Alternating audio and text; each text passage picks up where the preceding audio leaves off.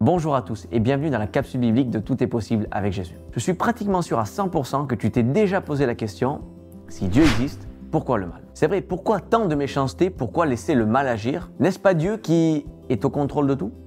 Certains vont même jusqu'à dire, moi j'ai plus d'amour que Dieu parce que si j'avais la possibilité d'éradiquer le mal, eh bien je le ferais, alors que Dieu lui le peut mais il ne le fait pas. Il pourrait juste punir les méchants ou enlever le principe du mal dans la pensée de l'homme, mais il ne le fait pas. La question du mal sur la terre est d'ailleurs une des principales raisons pour ne pas croire en Dieu. C'est souvent évoqué par les athées, en tout cas ceux que j'ai pu rencontrer. Et si je te disais qu'en fait le mal est la plus grande preuve d'amour de Dieu pour l'humanité? Je sais que ça peut paraître choquant, mais pas tant que ça à bien y réfléchir. Je ne sais pas si tu es marié, mais tu sais bien qu'il est d'usage que deux personnes s'unissent parce qu'elles s'aiment. C'est l'amour qui fait la beauté d'une relation. Mais comment sais-tu que ton mari ou ta femme reste avec toi par amour? Tout simplement parce que tu ne l'as pas attaché pour qu'il ou elle reste avec toi. En fait, si ta femme veut partir loin de toi, elle peut partir.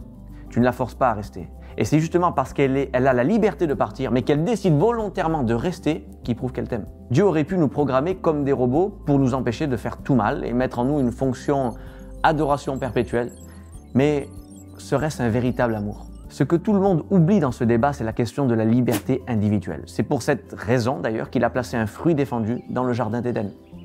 C'est pour offrir un choix à l'homme. Il fallait que l'homme et la femme aient une alternative à l'obéissance à Dieu. Sans choix, pas d'amour.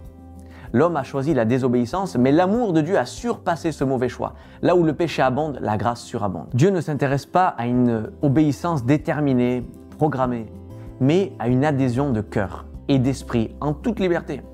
Le mal est un mal nécessaire pour que nous le choisissons lui et pas autre chose. Alors oui, le monde est régi par la puissance du malin et ceux qui se tournent vers Dieu renoncent au mal, mais Dieu ne t'empêchera pas de commettre de mauvaises actions et c'est ce qui constitue ton libre arbitre. Et s'il ne le fait pas pour toi, il ne le fait pas non plus pour les autres. C'est pour cette raison que tu vois autant d'atrocités dans le monde, guerre, famine, meurtre, vol et j'en passe. La faute n'incombe pas à Dieu, mais à l'homme qui n'use pas de sa liberté à bon escient. Dieu place l'homme entre deux chemins en espérant qu'il se tourne vers celui de la piété.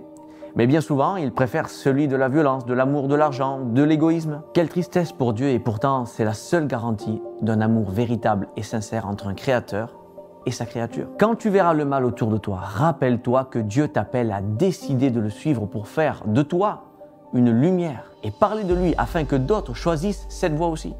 Pour que finalement un grand nombre parviennent à la repentance et au salut qu'offre Jésus-Christ. Le monde n'en sera que meilleur.